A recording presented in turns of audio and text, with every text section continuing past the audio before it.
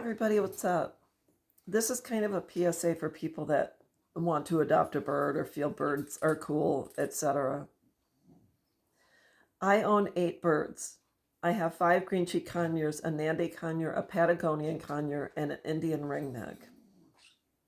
There's nothing that frustrates me more than when a person posts something like this. I'm going to read it to you. That's an African gray parrot.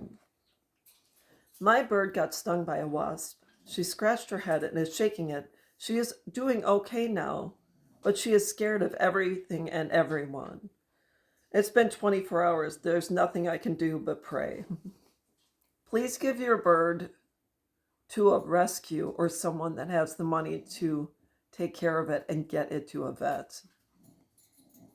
This kind of post pisses me off, and I'm seeing this more and more with people who adopt birds that, number one, don't have the means, nor can they afford to even purchase the bird, because green cheek conures in my area range from $300 on up, depending on color, mutation, age, etc. So that's that. A Nande conure, I fortunately adopted her from a friend. I was gifted a Patagonian conure, which is pretty rare, a lesser. She's beautiful. He's beautiful. And then I added an Indian ringneck to my flock from a friend that is an authentic breeder.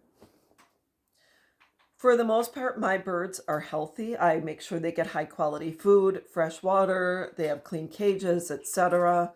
I maintain their beaks and nails because I'm not afraid of them. I have 2 green cheek conures that have scissor beaks. That means their beaks were crossed at birth, either through genetics or their parents force fed them. So I maintain their beaks. You have to make sure the bottom doesn't grow out too much because it crosses, and so that's something I had to maintain. My Patagonian Bailey recently started wheezing, so I had to take him to the vet and get him on antibiotics. He's an old guy. He's over 20 years old, and he's fine in his cage, but he comes out every day. But he needed to go to the vet. The vet bill was $350. Cage for a green cheek conure, if you can get a used one, $50 to $100 for the cage, but you have to have an adequate sized cage for them so they can spread their wings and fly around and climb and play and all that fun stuff. And then when they come out of the cage, you have to have stimuli, something for them to do. I built trees for my birds so they can climb and have fun. They need fresh food, high quality pellets, which are more expensive than seeds that you get generic seeds at the store. They need water with, sometimes you got to add vitamins because they want them to have healthy feathers. Birds are not cheap. Veterinary care for birds is not cheap. If you cannot afford it, don't buy a bird. Go hang out with someone that has one. I have friends that stop over and spend time with my birds, and we just hang out and they have fun, and then they go home and they don't have to worry about the maintenance, the food, the veterinary bills, the care. It's not cheap. And if your bird gets hurt, this one was stung by a bee. Look, you want to see? Look at this poor thing's head. He has a hole. It looks like a hole in his head.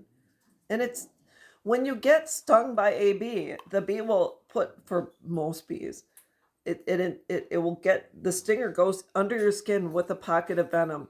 If you don't get that pocket and that stinger out, it hurts like a mother, and it keeps throbbing and throbbing until you remove it safely.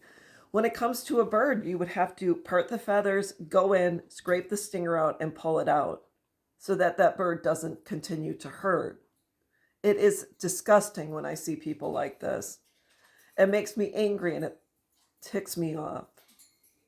So anyways, do not get a bird if you don't have minimum $1,000. We'll just start there. And that's for a green cheek conure. That will cover the cost of the bird, an adequate cage, healthy food, healthy water. You want to make mash and give them extra treats. You want to get them toys and this and that. And someone that says you don't have to spend that much. You don't have to, but it's just a suggestion. If you have an African gray, you're going to, the birds are thousands on up if you're getting from a reputable breeder. They need an adequate cage. The cages, some of the cages look like they're the size of a closet. You don't have to do that, but get them an adequate size cage. They got to be able to spread their wings out. Just like you, when you leave the bed or walk out of the house, you can spread your wings. But please, if you can't afford it, don't get it. Go to the pet store and walk around and say hi to the birds and then leave and go home.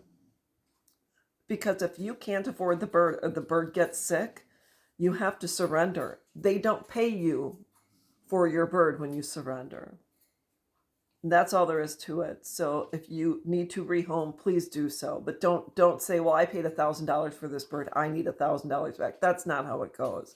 If you love your animal, give them to a person that can maintain them, can afford them, and can make sure they're happy and healthy. And that's all there is to it. So anyways, that's all I've got, and I will be back.